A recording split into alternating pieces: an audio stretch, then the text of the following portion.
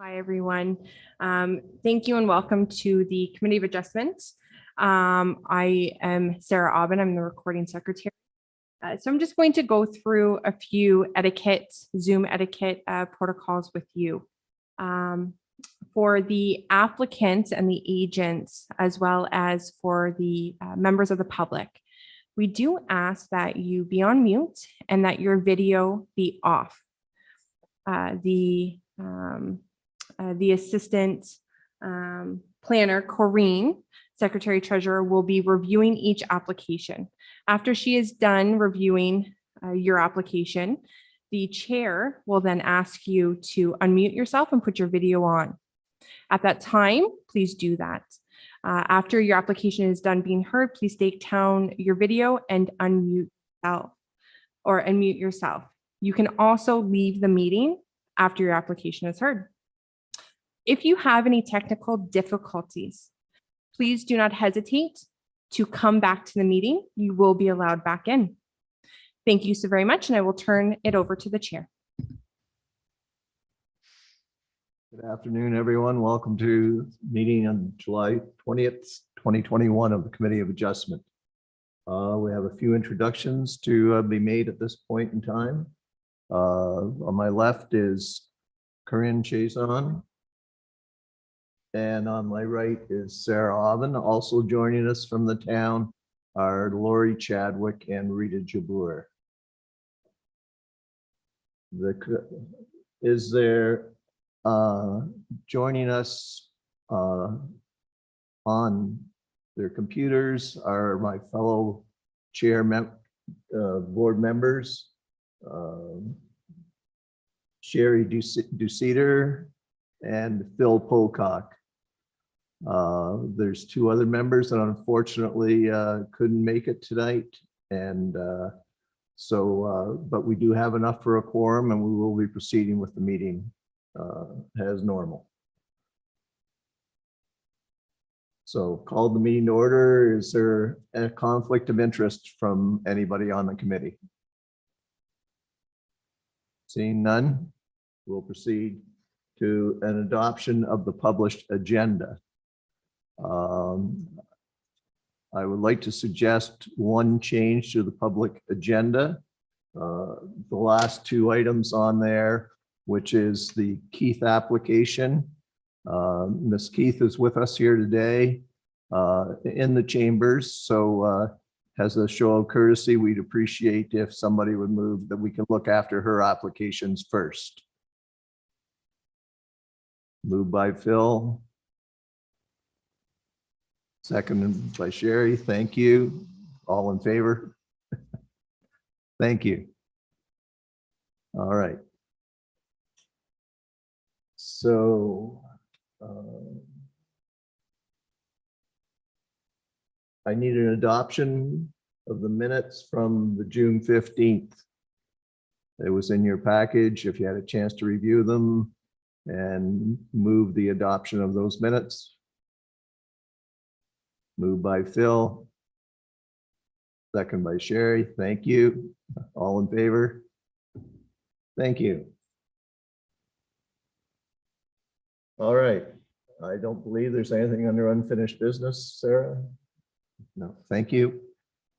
We'll go ahead with the Keith application then, and please speak to it, Corinne. Okay, good evening, everyone. So the first application on the agenda today that we've moved forward is application for a severance of surplus dwelling, and that's B2321 for Alexander and Janet Keith. The property, I'm just gonna stay put for 1 second while we get the PowerPoint presentation up. Excellent. Okay, so the property address is 170 County Road 50 West. It's just outside of Colchester. And the OP designation for this property is agricultural. Zoning category, agricultural A1.1. Subject lot, that is the combined green and purple area that you're seeing on the air photo. That is 75 acres in total, all of it. So the purple plus the green, 75 acres. The surplus severed property shown in purple. That is 7 acres in size, or if you like hectares, it's 2.83 hectares in size. This property in total has 2 existing habitable dwellings. Both dwellings are hooked up to municipal water, have drainage, and a private septic system, which, if this application is approved today, will require to pass an inspection for that septic system. So both these parcels, if you can see here, they do front onto County Road 50, and there is 2 separate accesses.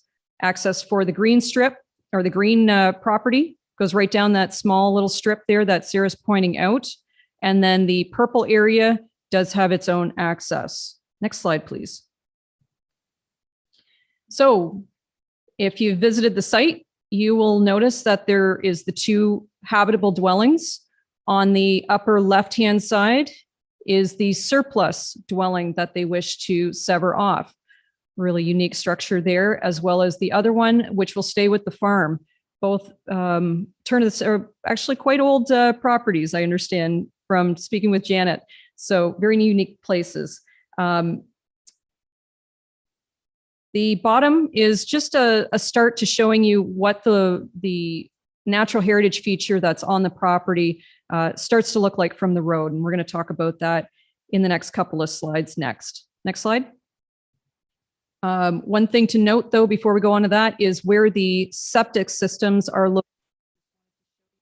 A quick shot of the area that there will potentially be some new septic systems being added in here. Next slide, please. So the property does have a significant natural heritage feature on the property. You can see some photos of this showing here. It is a large portion of the surplus dwelling lot.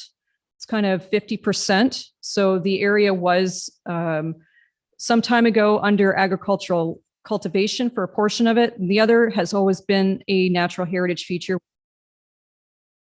Features here. One thing I wanted to highlight for the committee is the OP states in 6.5A, it states that the protection of a natural heritage feature in systems and the integration of man-made features such as windbreaks, choice of consolidating outbuildings with a surplus dwelling can be considered when the size and boundaries of a surplus dwelling lot are determined and approved through a consent. Based on this, the applicants are asking for consideration of a larger surplus dwelling or a surplus dwelling lot than the typical 2 hectares in size. Now, I mentioned that what they are proposing is 2.83 hectares in size. So they are over that by a little bit. And it is hopefully can be considered by the committee today to go a little bit over that due to the protection of this natural heritage feature.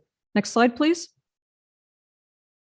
As I mentioned, the accesses, just wanted to show you some shots here that the retained portion that is actually on the right-hand side, that is where the farm equipment does come through to access the property to the rear.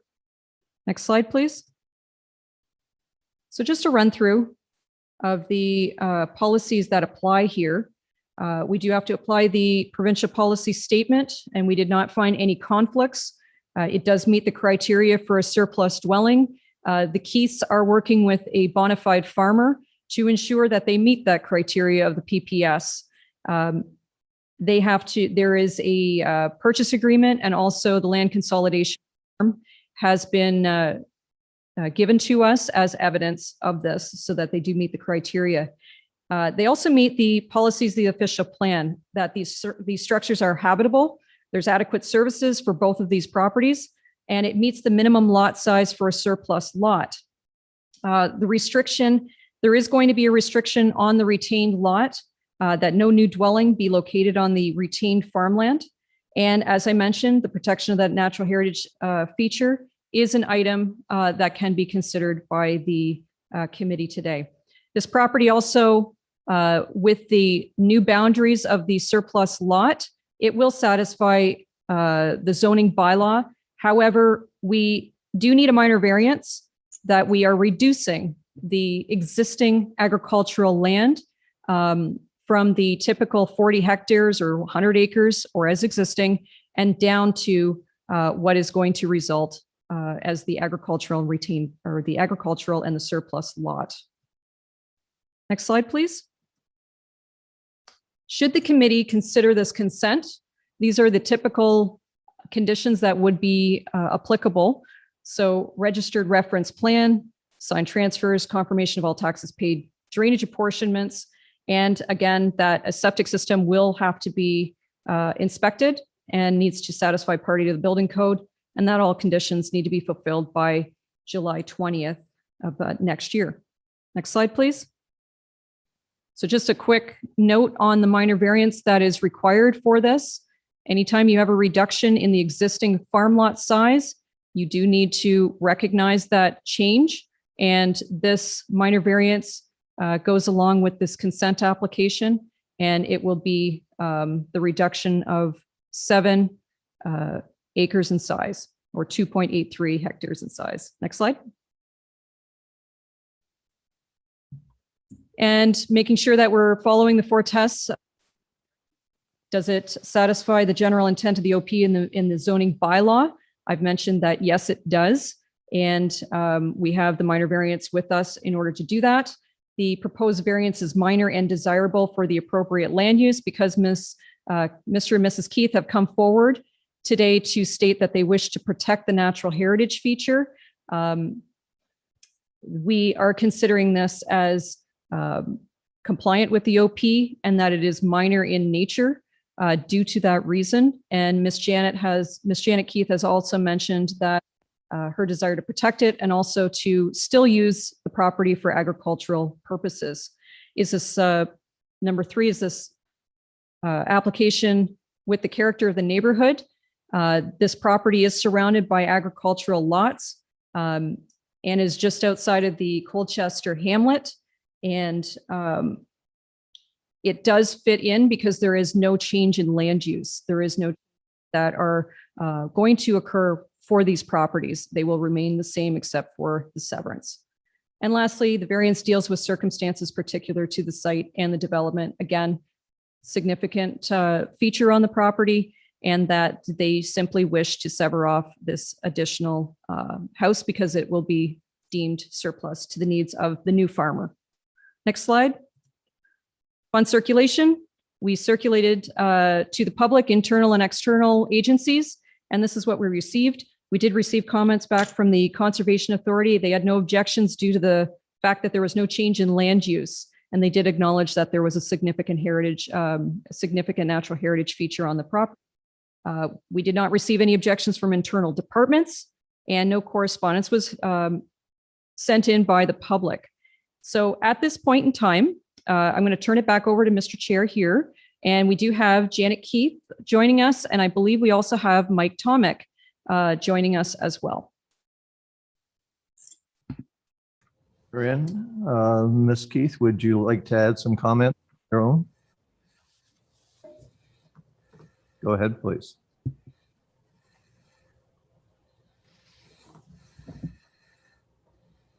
Hi, this property was owned by my grandfather and passed down to my brother and I.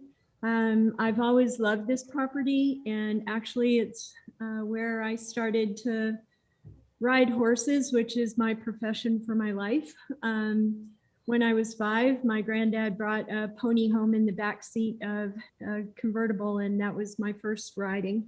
And there are wonderful trees there that Ernie, who built the house in 1925, used to harvest nuts, and he would eat the nuts, and then he grew his own food. And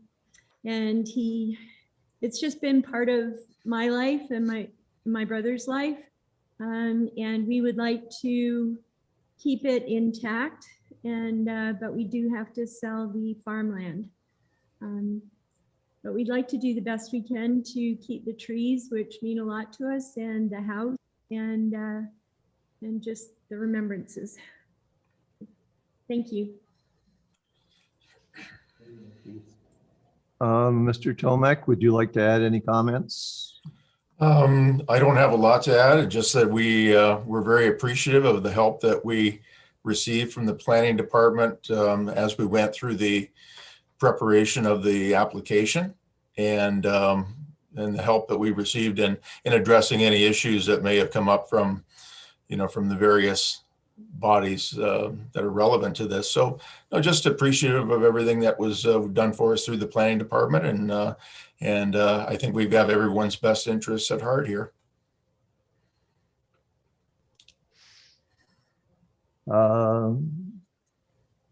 Any questions or any comments from anybody in the audience? Any comments from committee members? Okay, failing that, we'll deal with this as two items, the consent first. Okay, so application B2321, which is the consent application. Can I have a recommendation with regards to that? I'll make the motion for acceptance, including the recommended conditions. Thank you, Sherry. Seconder for that motion? Seconded by Phil. All in favor? Thank you very much. It's passed. On the second, which is the application for the minor variance, application A1621. Can I have a motion with regards to that? We'll be consistent. I'll make a motion for acceptance on that as well. Thank you, Sherry. Second, Phil. And all in favor, please. Thank you. Passed. Thank you, Ms. Keith.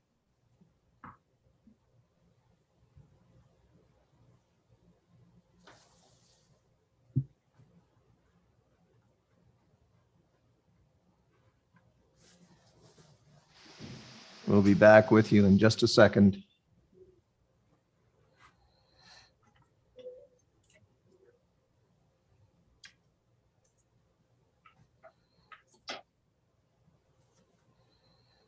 Okay, we will return to the normal order of the agenda at this point in time. And the next item on the agenda. Okay. Then go ahead, Corinne, please. Okay, thank you, Mr. Chair.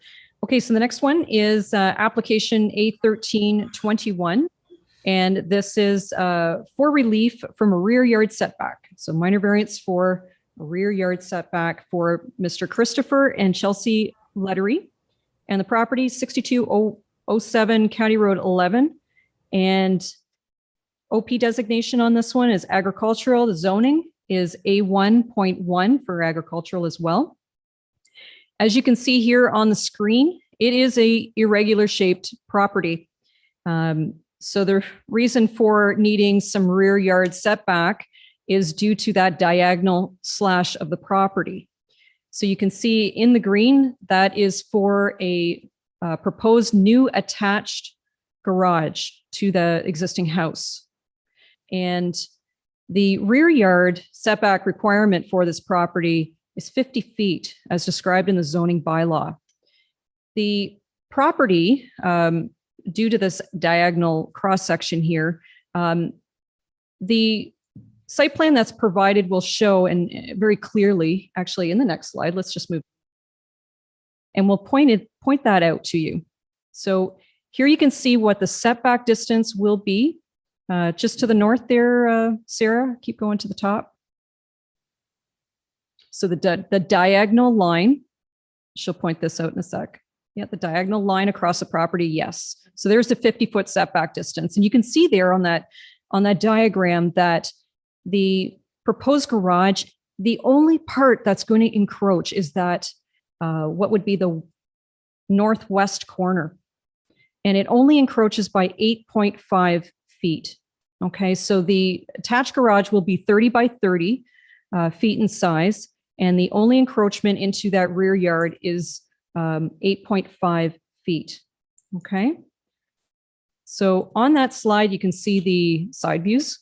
And you can see here that they're trying to tie in architecturally the structure, the proposed addition with the characteristics of the house.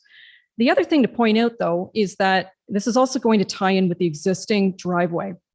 So a few things to point out why it's located there is there is setbacks from the County Road 11 for the county's purposes. Okay, so they're not encroaching into the front yard. And then there's also an IRCA regulated drain on the south side. And the situation of the garage being on this side works with that as well, because they're not going to encroach or need a permit from the Conservation Authority for that as well. So next slide, please. Some photos just to show the approach of the driveway and where it will go into the garage. Okay. And next slide, please. Anytime that you are considering a minor variance, the committee needs to ensure that the 4 tests are met. And does this keep with the general intent of the OP and the zoning bylaw? Yes, a main dwelling and an attached garage. Agricultural designation. Number 2, proposed variance is minor and desirable. The relief requested is only 8.5 feet into the rear, and that is considered minor in nature. And it is basically due to the irregular shape. Number 3, it's compatible and with the established character of the neighborhood. Yes, property is actually surrounded by agricultural fields, so we do not predict any negative impacts to the neighboring properties in this case. And there's no change to the driveway at all, so no impacts on traffic as a result of this. Number 4, the variance deals with circumstances particular. Again, we have an irregular shaped lot, and to stay with the running line of the house and for the size that is needed for parking vehicles and so forth, this is what they have proposed as their best case scenario. Next slide, please. Upon circulation, we received comments from the Conservation Authority basically stating no objections. However, any works with along the drain that is regulated, there would be a need for permits. That is not the case here because it's on the opposite side. The County of Essex also sent in there are no objections with regards to that it being outside of the setback area of County Road 11. We didn't receive any inquiries from the public except for one phone call, and that was from Mr. Joe Grondin, who just wanted a little bit of clarification that property, which he is the owner at the rear of the property. There is no buffer or boundary in between his field and the residence. So his only concern was that if anything was going to encroach close to the field, he was worried that they were aware of spraying that on an agricultural field. Sometimes there is agricultural drift from the spray from the wind. Okay. So I don't believe Mr. Grondin is joining us today, Mr. Chair. But at this point, I will turn it back over to you for questions and discussions. Mr. McCullough, are you here to speak on this application? Not that one? Oh, I'm sorry. Is there anyone here to speak with regards to this? Hi. Hello. My name's Chelsea. This is Chris. Hi. Great. So yeah, we Go just ahead. wanted to first of all thank Corinne for that presentation and thank you all for taking the time to consider our variance. As she already had mentioned, just to elaborate a little bit more, this minor variance is really just due to that irregular shape of our yard. And we do not have an existing garage or structure to safely store anything out here. And truthfully, prior to moving out here, we didn't realize how much of a need it was until you don't have one. So I apologize. I have a little guy. Let me just mute me for 1 second.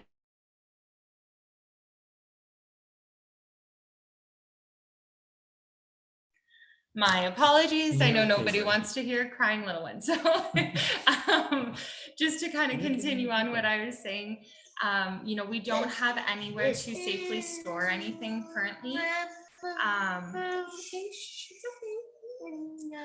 Which has resulted in, you know, some replacements, simple things, even like a riding lawnmower. My husband has had to replace something every single year. Just being outside with all the different elements as well as the creatures. certain things have chewed through parts.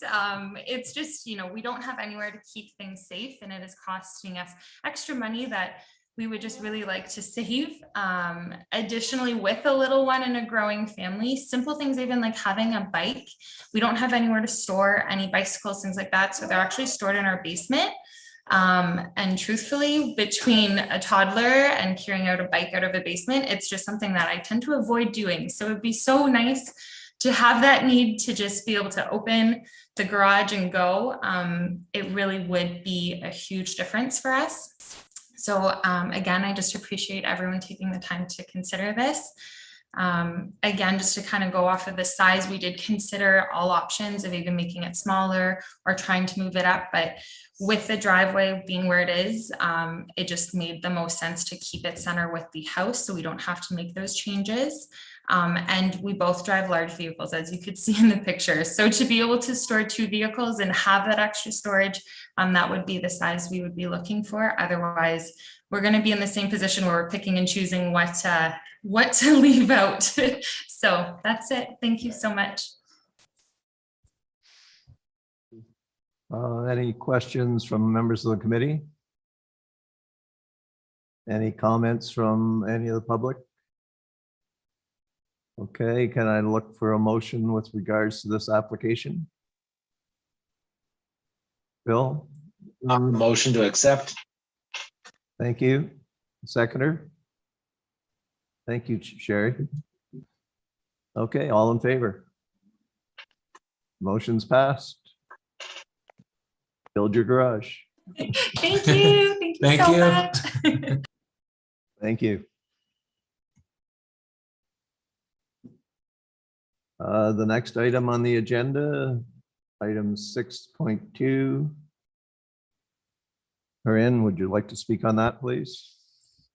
Great. Thank you very much, Mr. Chair. Okay, the next application, I'm going to kind of talk to a little bit of both, actually, because there is 2 lots that are before you tonight.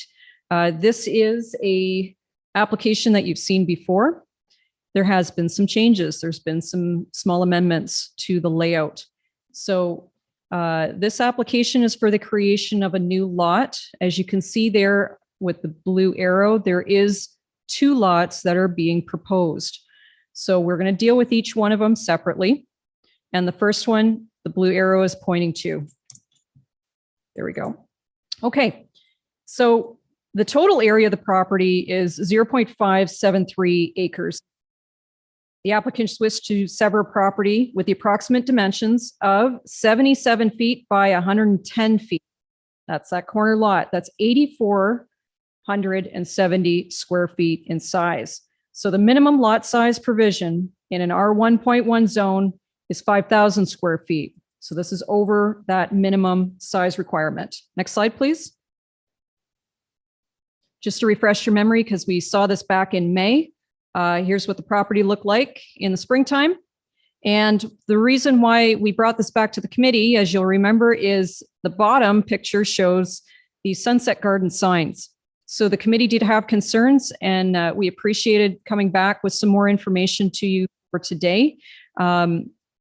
What the agreement looks like, or what the agreement is for registering on title for this property to deal with this sign. So the sign's going to stay, and the current owner and the owner or the developer of the subdivision, they did get together and they We do have Miss Tracy Pilon-Abs with us, who can speak after my presentation to if you have any questions with regards to that agreement.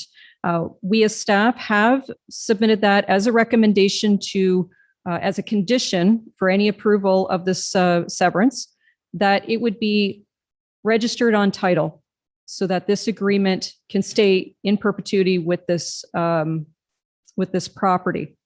Okay, so that's that Sunset Garden sign at the bottom. Access to these lots, this lot specifically on the corner, they do have an option. They can have an access off of King Street, or they can have an access off of Sunset Gardens. Next slide, please. And you can see that here in the air photo. two choices for a potential access. So depending on the next owner of the property, if it gets sold, they have a little bit of wiggle room as to how they want to configure the lot. The blue arrows showing on this air photo just show you some comparable sizes of lots to this one that would be created. And then the photos just show you a little bit of the character of the neighborhood here. Next slide, please. So how does this measure up with our policies? As you can see here, provincial policy statement, we are reporting no conflicts with it. PPS does promote mixed density and higher density in the core areas, which this is just on Main Street, just outside of the hub of Harrow. The official plan also notes that severances for infill lots are encouraged. And again, that it needs to blend in with the established character of the neighborhood. This new lot configuration, they did adjust the lot lines a little bit to make sure that it does satisfy the character of King Street, but also satisfies the character of Sunset Gardens. So it satisfies the official plan policies in this case. The zoning bylaw, this lot will satisfy the zoning provisions for the R1.1 zone, as I mentioned about the size. And then these two lots will have access to full municipal services. Next slide, please. Should the committee choose to grant this application, these are the typical conditions that would be applied. As you note here, you'll see the one in red is the one that staff are recommending to register the sign agreement, but also the typical ones that are listed there. Upon circulation, we did receive one concern from Mr. and Mrs., I hope I say this name right, Zudovich, and they are residents of the Sunset Gardens. They don't live directly adjacent, they're more kitty corner. And they did have concerns with the creation of these lots and whether they would be able to blend in with the established character of Sunset Gardens, since they were going to be kind of additions at the entranceway. So just for the committee's information, we looked into this, and this lot was never a part of the Sunset Gardens original layout. It was never a part of the development agreement. And the conditions that the concerns are about are basically what it looks like. How does the house, the size of the house, how does it, what's the facade of the house and what the facade is made out of? Some developers do put some stipulations like that in their development agreements, but those do not apply to properties that are located outside of that. And this is the case for this property as an infill lot. So I don't believe that these residents are joining us. We'll just take another quick look. Sarah, they did not pop on. Okay. But they stated to me that they were not against the development. They just wanted to make sure that it would, with a nice establishment that Sunset Gardens is today. Okay. So upon circulation, no, we didn't receive any other objections or any concerns. Departments. And at this point, I will turn it back over to you, Mr. Chair. We do have Ms. Tracy Pilon with us to answer any questions that the committee will have for today. Okay, thank you. Ms. Abbs, is there anything you'd like to add to this application? Thank you. Through you, Mr. Chair. Just to reconfirm that we support administration's recommendation. The lots have been resized to address staff comments with respect to fitting the characteristic of the area. The items that were deferred, we've been able to address all of the questions that the committee had in the May hearing. The sign has a 21-year agreement. The Ontario Land has confirmed that all the measurements are correct. Sunset does have access on the public open road for the lots. There was a small strip that was purchased by Carl Grassi, who is the developer of Sunset, and that has been merged on title.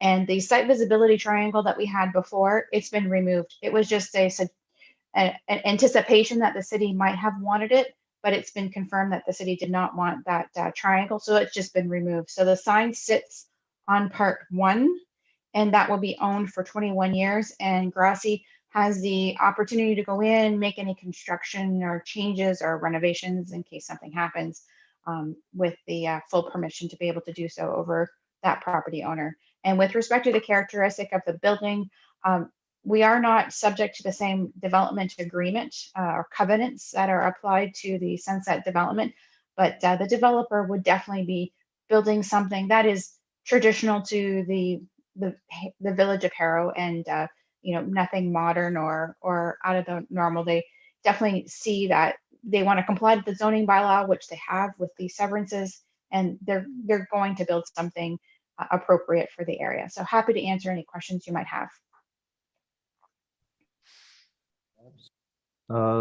Any questions from committee members?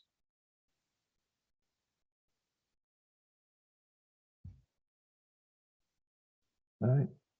I've just got a question with regards to the second application where the actually going to be on, is it Sunset Drive or Sunset Garden Drive? It's, in my way of thinking, because it's accessing that road that was developed for the design of the whole subdivision, it's kind of a shame that we can't put a condition. I understand that we can't, but we would certainly hope that the developer of that lot will find a way to make sure that it blends in with the balance of that subdivision. That's my personal opinion, so that's where that's at. All right, any questions? Anybody from the audience have any comments? All right, I'm looking forward for a motion with regards to this. I'll make a Sure. motion for acceptance based on those recommended conditions that we had Okay, outlined. so that's on the first one, which is on King Street, which is the B1721. Phil, seconder. Thank you. All in favor? Thank you. So that's the very first one that's on King Street. Now, with regards to the second one, can we have, are there any questions with regards to that application? Phil? With the second part, is that shed or building that's coming across the back, is that being removed? Because it looked, the drawing that I was looking at looks like it goes all the way across to 2545 County Road 20. Is that right? Am I looking at this wrong, or were Corinne going to speak to part two? Phil, it's Yeah. Corinne. I just, you didn't come in quite clear for me to hear. Are you talking about the laneway that is existing? The lane. Oh, yeah, yes. Okay. Actually, through you, Mr. Chair, if I may, since we're kind of expediting these together, I will just speak to this for you because this is the only change with this application. Because of the new configuration, as well as that it will match up better with the character of Sunset Gardens. This is the new configuration, and yes, it does go right through the existing structure. So, upon talking with the client, with the agent for the client, the applicant, they stated that as a condition of this approval, that building would be removed. Okay, so that's the only added change. So the conditions on this one will include the removal of that structure.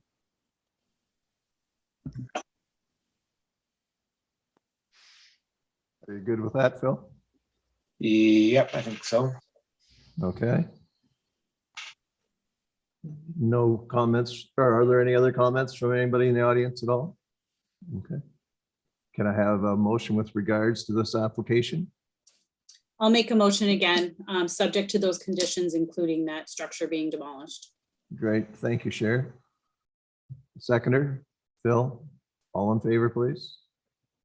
Thank you. Motion is passed. Both motions are passed as presented. Thank you. We will go to the next application at this point in time. And Corinne, can you speak on that, please? I will. Thank you, Mr. Chair. So the next application is B2021, and that is for Louis and Dobrila Stankovic. And their agent today is joining us also, and it's Mr. David Morgan. The property is 15485 County Road 8, shown here, and the designation is agricultural, and it is agricultural A1.1 for the zoning category. You see here that the subject lot size is 50.9 acres in size total, and the surplus dwelling shown there in purple is 0.77 acres in size. Now, for the committee's information, there are 2 existing dwellings on this property. In accordance with their official plan, we are allowed to consider 1 surplus dwelling.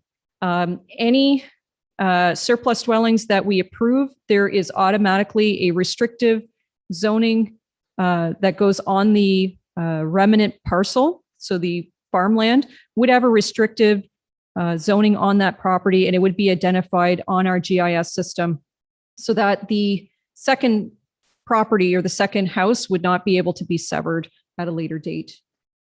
Okay, next slide, please. A couple things to point out here for the committee's information. This property does share a existing driveway access. The driveway at this location does not have a culvert, okay? There is no ditch or drain that is at the roadside. There is the ability to, and the owner has expressed that they are willing to do so, is extend and widen the existing access. So as you know, we always have to ensure that we don't create any landlocked properties. This property is not landlocked. It would be quite easy to do any access into this property. And actually for the farm property, they simply do just come right off the road, just past the extent of the property. And I'll show you that in the photos on the next slide. So here you can see the main access between the 2 existing dwellings. The large house on the one side is the dormers. That's the one that is subject to the surplus. There are some outbuildings just below that will be part of the surplus dwelling lot. And the last inset picture just above the Essex sign there, yes, that is the property that will remain with the retained farm lot. The next slide that I was mentioning for access, if you could just go to the next slide, please. Thank you. This shows actually how you get into the farm lot. Okay, so it's just off the road there on the right-hand side. Yep. And that's how they access the farm. Okay, so good shot of the entry into the shared access way. Okay, next slide, please. So upon review of this application, we went through the policy tests. You can see here that the provincial policy, that we didn't have any conflicts with this. This does satisfy the criteria for a surplus dwelling. And Mr. Stankovich owns additional farming, a farming operation in Lakeshore. So this does qualify as consolidation of farmland. So it does meet the PPS requirements. The official plan states that it needs to be a habitable structure. It has to have adequate services and meet the minimum lot size for a surplus lot, and that the restriction be applied to the retained farmland. This proposal does meet all of those requirements. And lastly, the zoning bylaw. We can satisfy the zoning bylaw by getting a minor variance, so relief for the reduction in the farm lot by severing off this surplus dwelling. It will reduce the existing farm lot in size, obviously, with the removal of this surplus dwelling. So the zoning bylaw will be satisfied if approved. Next slide, please. Conditions of the consent are typical in this case, with the addition of number 5 there for completion of a septic system test report, subject to Part 8 of the Ontario Building Code. And the owners have stated that they are willing to potentially replace the septic system depending on the report that results. Okay. Next slide, please. As I stated, it will be subject to a minor variance. And I should note that I did miss one item here, the one that is below. So minimum lot area reduction, yes. Second one is relief of the lot frontage provision. So the zoning bylaw does state that in an agricultural zone, you have to have a width of 200 feet, In this case, it will be less than that. And I'm just going to zoom up. I believe the frontage just for note.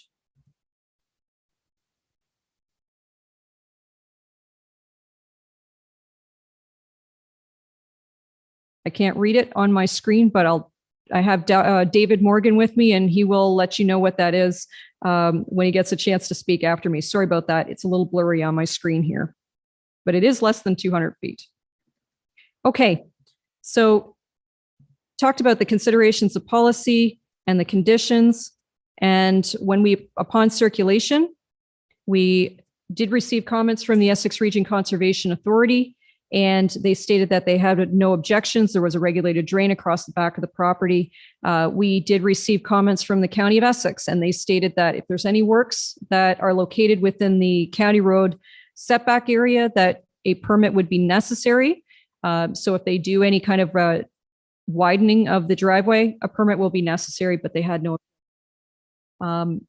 At this point, we do have Mr. Stankovich and Mr. David Morgan with us, Mr. Chair, and they can speak to any questions or issues that the committee may have. And then maybe I can ask David Morgan just to repeat what the frontage is for me, because thanks. Corinne. Mr. Stankovich, do you have some comments that you would like to make at this point in time? Oh, not really. Sorry. Okay. Mr. Morgan, do you have anything with regards to this application, and hopefully with an answer for Corinne here too? Yeah, so there's a couple of comments, nothing major. I won't take too long of your time. And before anything, thank you so much, Corinne, for all of your help, and we appreciate the patience and all of your time this afternoon as well. The frontage that will be left over, or that we are planning taking away with severing off, is 32.7 meters, which is short of the 60 meters or 200 feet. But that's what we're looking at the minor variance, or as part of the minor variance to accept the 32.7 across. I guess the purpose first of looking for a severance in this situation is Louis beside me and his wife Debrilla are not getting any younger, and they they're considering their children moving forward, and the aspect that of taking care of property that they have now, as opposed to potentially in the future when things begin to get more and more difficult. Hence, with a surplus dwelling on a farm, what that they do have here, looking to sever off that one house, the surplus dwelling, as Corinne mentioned. And on the dwelling itself, we've made sure to make sure that there is we're not taking anything away from the farmed area. So we're about 2.5 meters north of where the farmed area stops. So we're not taking anything out of the farm itself in terms of what is cropped and farmed. And then we were planning on running the middle of the property line of the severed property down the middle of the existing driveway, and planning on meeting all of the necessary conditions with minimum driveway widths and things, but in essence, widening the driveway so that both properties have enough of a driveway so that there's access on and off the county road. And in terms of the septic as well, Louis has already been in talks with someone to come and replace the septic tank. Both the houses, the one that is going to be severed off and the house that will remain with the farm, have old septic tanks and rather than try and see if he can keep it, he's planning on replacing it so that a new septic would go and replace what is very likely a fairly old septic tank. But I guess once again, in terms of the severance itself, really taking care of property, which, as Corinne mentioned, Louis has a couple of farms around the area, and he's trying to take care of the property now when we still can, as opposed to waiting another 10 years, 15 years, whatever it is, and life gets much, much more difficult. I think that's all I had to say. If anyone has any questions. Mr. Morgan.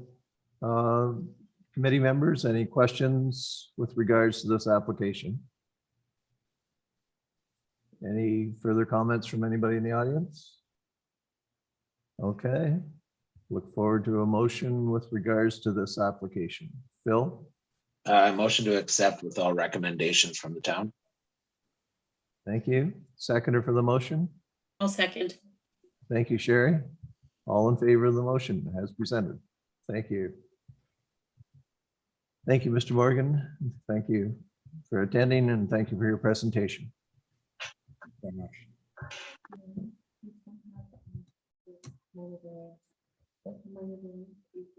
Oh, okay. I'm sorry. So that was the motion for the consent application. Now, the second application is with regards to the minor variance. Looks like I've dismissed the people to speak. Sorry about that, everyone. Are there any questions from Sherry or from Phil with the minor variance application? Okay, may I have a motion with regards to it? Moved by Phil to accept the application, Phil? Yep, with recommendation. Thank you. Second by Sherry, all in favor? Thank you, everyone. Won't let that happen again. All right, the next application, Corinne, could you please speak with regards to that?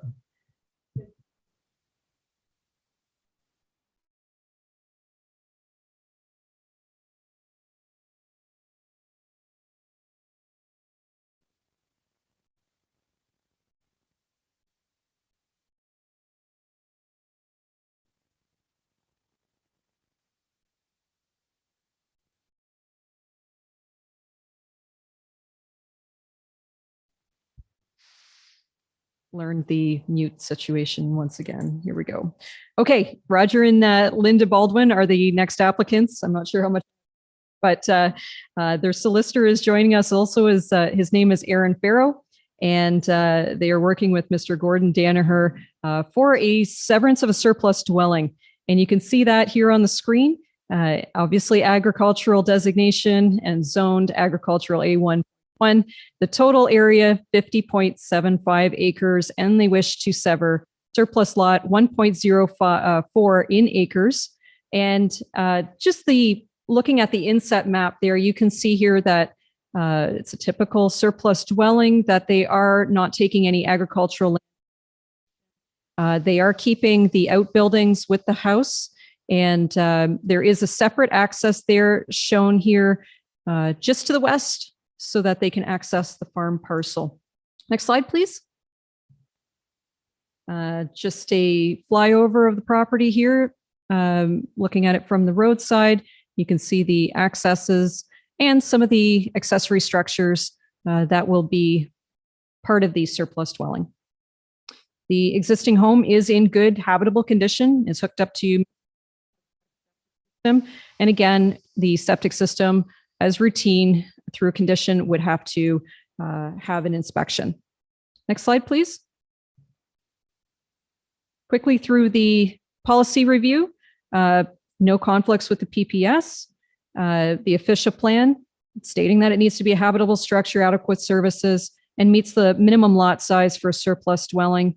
And there will be a restriction applied to the retained farmland that states no new dwelling will be able to be erected on the retained farmland. Lastly, we do need a minor variance as custom for any reduction in the existing farm lot size. As we're doing a surplus dwelling, a minor variance is being accepted with this application. Next slide, please. These are the typical conditions should the committee choose to approve. And again, with the addition there of number 5 for a septic system test, all conditions need to be fulfilled by next year at this time. Next slide, please. Just a note here for my reminder, actually, that there is actually 2 minor variance items. Minimum lot size is typical for reduction in the lot from anything from 40 hectares down. the resulting 1.04 acres will reduce it. And then lastly, the applicants have drafted up a surplus lot that is less than the typical width prescribed for a agricultural property. So 200 feet is the zoning bylaw requirement. And what is being proposed so that they do not take agricultural land out of production is 155 foot width for this surplus lot. Next slide, please. Considerations of policy as typical. The OP permits that the creation of a surplus dwelling lot is in accordance with the provisions of the PPS, which it is. And as I've stated, the owners are working with Danaher Farms to ensure that this is as a result of farm lot consolidation. And they have submitted evidence to prove that. And one second here while I adjust my screen. Just for the committee's note that agricultural lots in the A1.1 zone do vary. And we stated that no new development is going to be allowed on the severed or retained parts. The variance is compatible and compatible with the established character of the neighborhood, traffic and parking patterns. There is no changes because we are just dealing with the surplus dwelling in this for the established character of the neighborhood. And lastly, the variance deals with circumstances particular to the site and the development. Obviously, the variance is necessary to go along with the consent in this case. Next slide, please. So upon circulation, we did receive no objections from the party. This was also reviewed by the building department and they had no objections. And we did not receive any public concerns on this application. And at this point, I'll turn it back over to Mr. Chair. You have Aaron Farrow and Roger Baldwin with us today. Thank you, Corinne. Mr. Baldwin, are there any comments you'd like to make with regards to this application? Hi, Mr. Chair, Aaron Farrow here as agent, and then I've got Mr. Baldwin here as well. I don't think we have any additional comments. I think that was a pretty comprehensive review of what's going on, and we're just here to answer any questions you might have or answer any questions other members of the committee may have. Thank you. Okay. Sherry or? Through you, Mr. Chair, I have one question maybe Corinne can help me with. The one screenshot that you showed of the property where it's hatched out, it does look like there's several structures on that. Would we be close to exceeding lot coverage for that? I mean, it's kind of hard to tell. I know some of it is driveway, but there are a lot of structures on that. And I understand it's a 1 acre parcel. For you, Mr. Chair? Please. Through our review, the 40% lot coverage, the buildings and structures are all the proper setbacks away from the property. But I do have to admit, Sherry, that I did not do the calculation for lot coverage. You are correct with the fact that there is several buildings that are existing. But at this point, Mr. Chair, I did not do that calculation. I don't believe that Mr. Farrow or Mr. Baldwin may have an answer to that either. We could potentially get back to you on this. Yeah, through you, Mr. Chair, I didn't. It wasn't raised in the pre-consultation, so it. To be honest, we just didn't turn our mind to it. We don't have exact figures for you. We just figured it would, if that were an issue, we would have included it in the minor variance. But as far as we saw it, we were just kind of consolidating the existing use of the lot versus the farmland right now. And so hadn't turned our mind to whether there'd be a requirement for a minor variance with respect to lot coverage. Okay, good point, Sherry. Thanks for bringing that up. So should we postpone this for the next meeting would be the proper procedure? For this, because this is a small oversight on my part, Mr. Chair.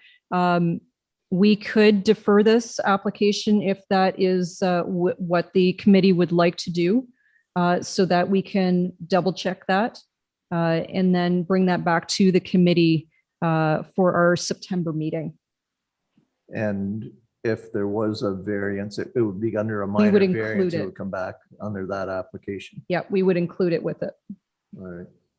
So an amendment to the application could be done if necessary. Correct. Okay. So the feeling of the committee, Sherry, would you like to proceed, or would you like to have this deferred till the next meeting? I would like to defer it just because I'd hate to see that we approve this and find there's another problem where they have to come back again and go through application and whatnot. Okay. Bill, do you have any comment? I'm fine to agree with Sherry on that one. Okay. So Sherry, you want to make that as a motion then, please? Yes, please. I'll make a motion to defer to the next meeting or to the September meeting, I believe Corinne said. Okay. And seconder for that motion? Bill, all in favor? Thank you. All right. Thank you, Mr. Farrell and Mr. Baldwin, and we'll hopefully deal with this successfully at the next meeting. Thank you, Mr. Chair. Yep, thank you. Oh, yes. So this will be with regards to the minor variance as well as the consent. So Sherry, I guess on a separate motion, the first motion was with regards to the consent. Now the second motion is a minor variance. And I would think Sure, you would Mr. want to Chair. make the same motion. Yeah, I'll Thank make you. a motion for deferral. Thank you. And Phil? Phil second, all in favor? Thank you. So the two motions are deferred till the September meeting. Thank you. Okay, the next application is 1048 Mole Side Road, application B 2221. Corinne, can you speak on that, please? Yes, thank you, Mr. Chair. So B 2221 has been brought forward for to establish an access easement. The owners of the property, which is shown here on the air photo, is 1048 Mole Side Road. And their names are Mark Diane and John Morris. And their agent representing them is actually Richard Wolf, but it is care of today, Aaron Farrow. So I'm sure Aaron hasn't gone too far from the meeting here. So the official plan designation for this property is agricultural, and the zoning for this property is A1 point. As you can see here, there is a property just to the south of this site, which is 1042.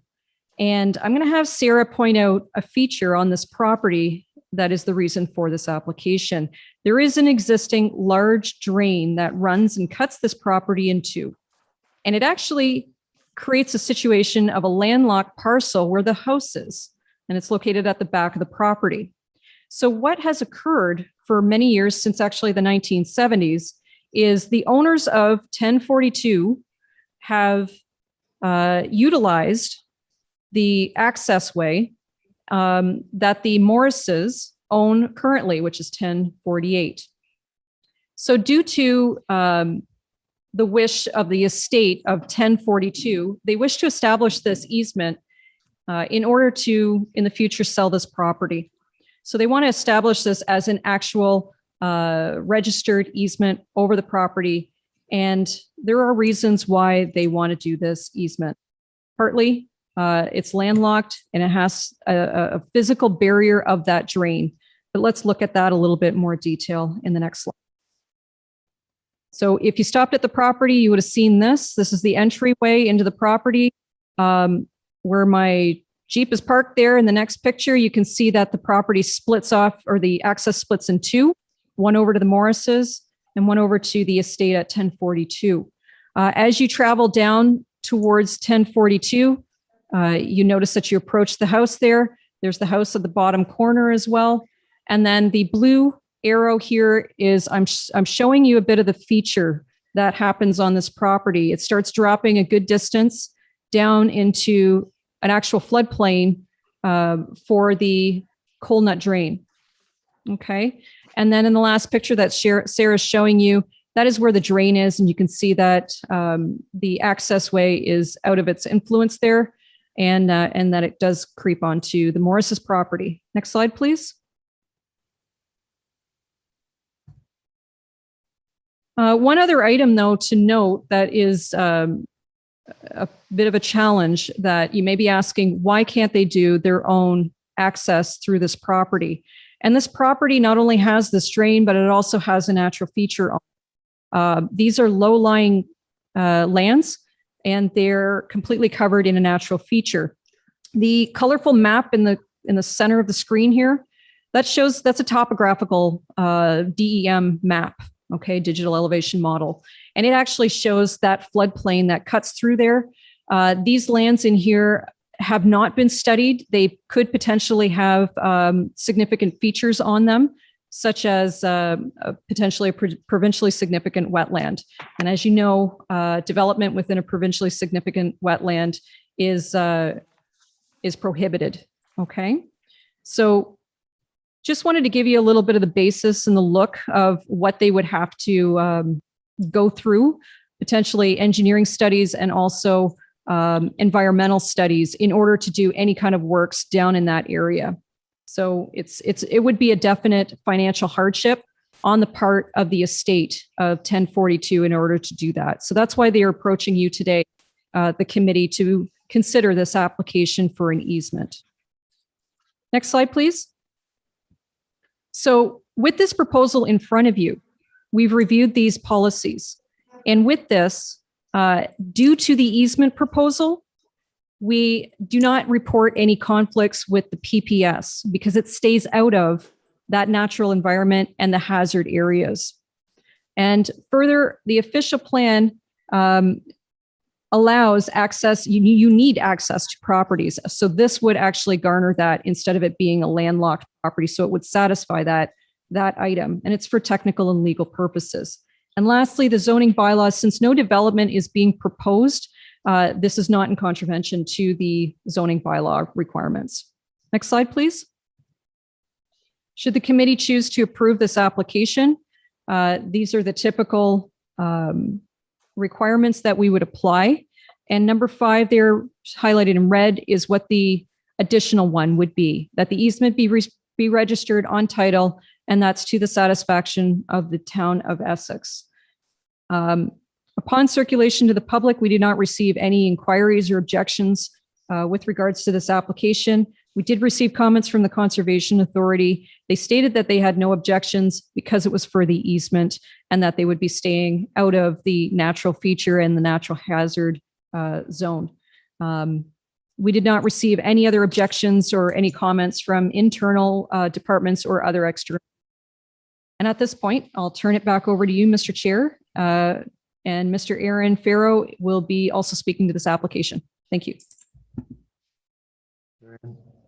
Mr. Farrow, do you have some comments that you'd like to make at this time?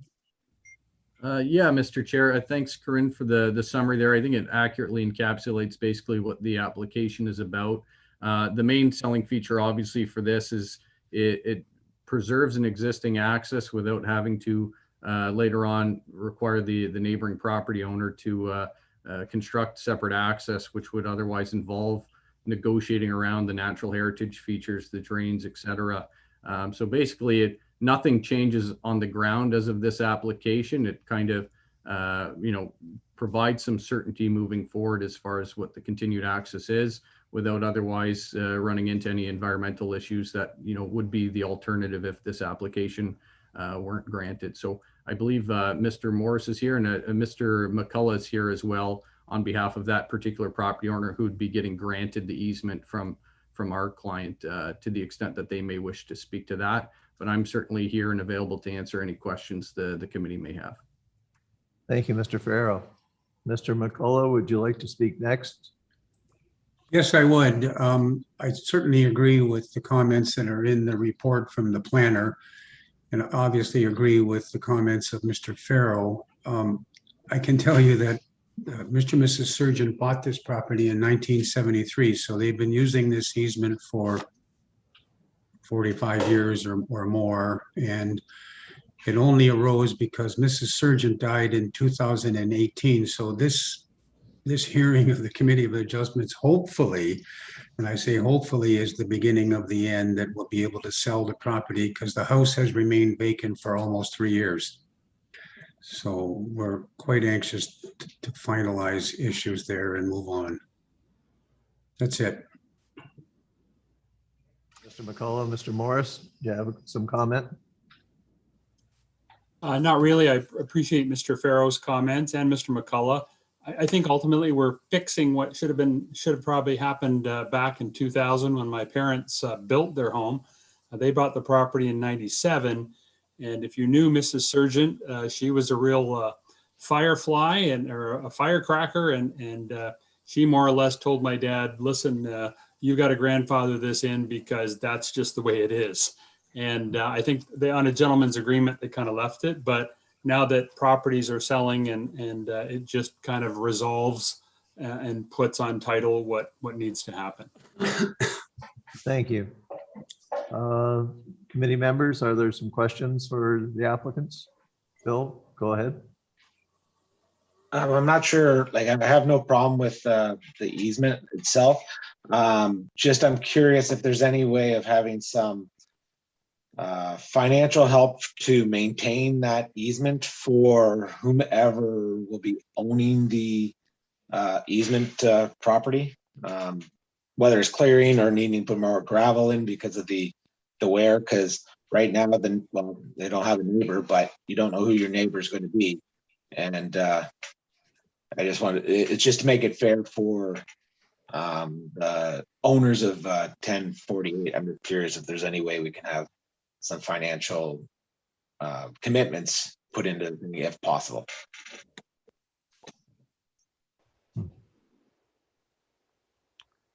Yeah. Through you, Mr. Chair, I don't know if Mr. McCullough wants to speak to that. Obviously, the easement's already been part of an agreement between the parties. And so to the extent that would have to be addressed, imagine Mr. Wolf and Mr. McCullough had discussed those issues previously. And in any event, I think we're looking to get the easement granted. And if any of those issues are still to be resolved between the parties, we're confident that they would be able to be. Yes, I can speak to that.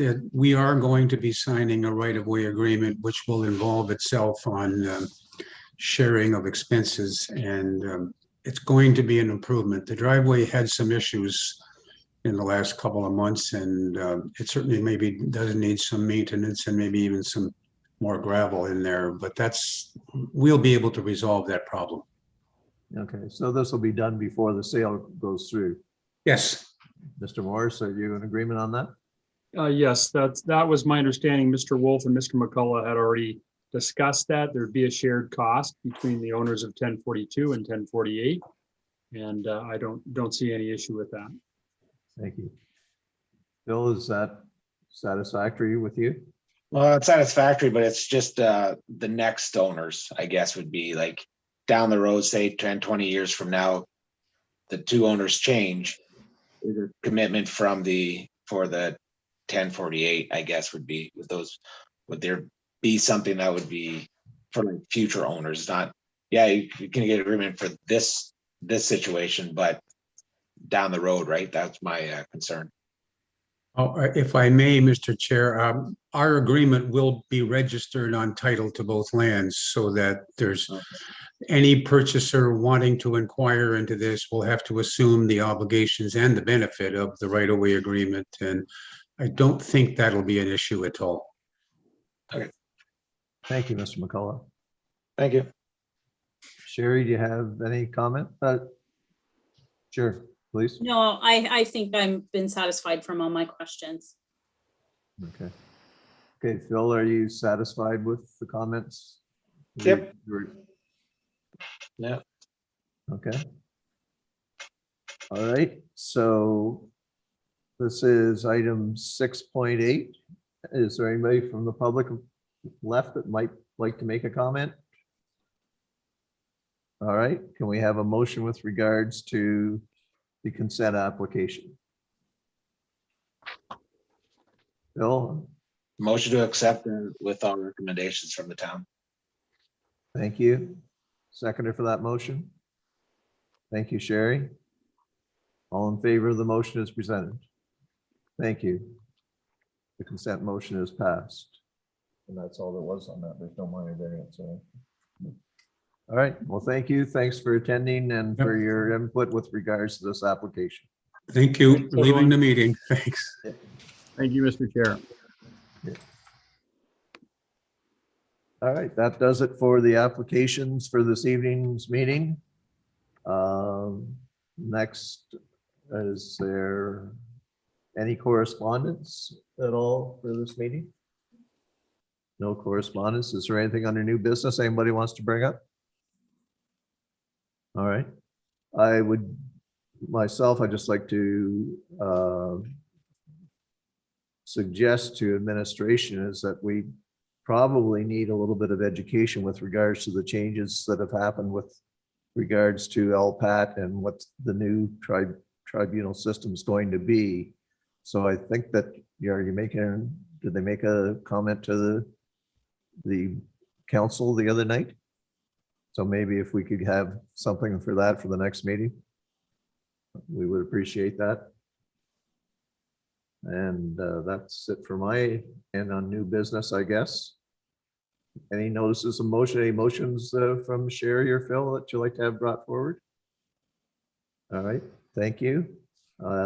Motion for adjournment. I'll make a motion for adjournment. And second by Phil, and all in favor. Thank you. Thank you for attending tonight, and thank you for seeing that we got through this rather lengthy agenda. I think we did Really very good well. time. Yeah. Thank you. Take care. See you at Yep. 4:30 in August. Okay. 4:30 August, Oh, yeah. right? Yeah. Right, 4:30, yep. Okay. All right.